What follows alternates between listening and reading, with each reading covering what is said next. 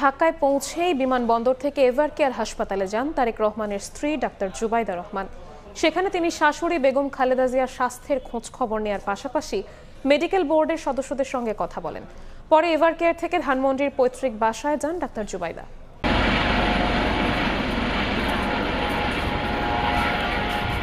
শাশুড়ি BNP chairperson Begum Khaleda জিয়ার চিকিৎসা পর্যবেক্ষণ ও যুক্তরাজ্যে নিতে লন্ডন থেকে ঢাকায় পুত্রবধূ ডাক্তার জুবাইদা রহমান।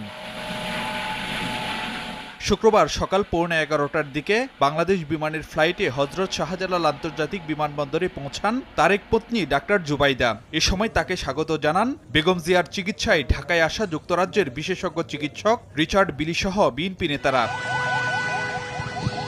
ইমিগ্রেশন সম্পন্ন করে সকাল 11:15টার দিকে বিমানবন্দর থেকে সরাসরি এভারকেয়ার হাসপাতালে রওনা হন জুবাইদা রহমান। সঙ্গে ছিলেন বেগম জিয়ার পরিবারের সদস্যরা। জুবাইদা রহমানকে বহনকারী গাড়ির আগে পড়েছিল চেয়ারপারসন সিকিউরিটি ফোর্স সিএসএফ এর গাড়ি। চোখে পড়ে পুলিশের নিরাপত্তাও। ম্যাক্স, দেশের সবচেয়ে শক্তিশালী 52.5 এন গ্রেডের পিসিসি সিমেন্ট। বিমানবন্দর পেরিয়ে খিলক্ষেত কুড়িল ফ্লাইওভার হয়ে বসুন্ধরা আবাসিক এলাকায় প্রবেশ করে গাড়িবহর। বেলা 11:53 দিকে রাজধানীর এভারকেয়ার হাসপাতালে পৌঁছান ডাক্তার জুবাইদা রহমান।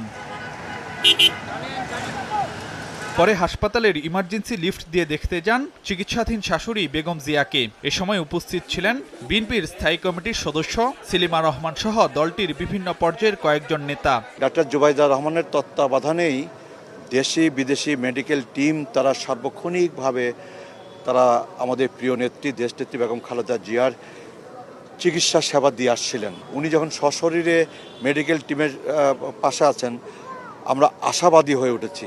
ডাক্তার জুবাইদা রহমান যখন উনি হাসপাতালে ঢুকেছে, আমাদের মনে অনেক সাহস হয়েছে।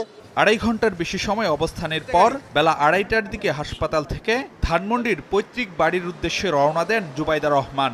এলিভেটেড এক্সপ্রেসওয়ে ফার্মগেট মানিক মিয়া এভিনিউ হয়ে বেলা 3টার দিকে পৌঁছান ধানমন্ডির 5 নম্বর রোডের মাহবুব ভবনে। শুক্রবার ঢাকায় আসার দিনই বেগম জিয়াকে উন্নত চিকিৎসার জন্য তাকে সঙ্গে নিয়ে লন্ডন যাত্রার কথা থাকলেও জুবাইদা রহমানকে ঢাকায় থাকতে হচ্ছে আরও 2-1 দিন। কারিগরি ত্রুটির কারণে কাতারের এয়ার অ্যাম্বুলেন্স আসতে দেরি হওয়ায় পিছিয়ে যায় বিএনপি চেয়ারপারসনের লন্ডন যাত্রা। ফারুক ভিয়া, রবিন, সময় সংবাদ, ঢাকা।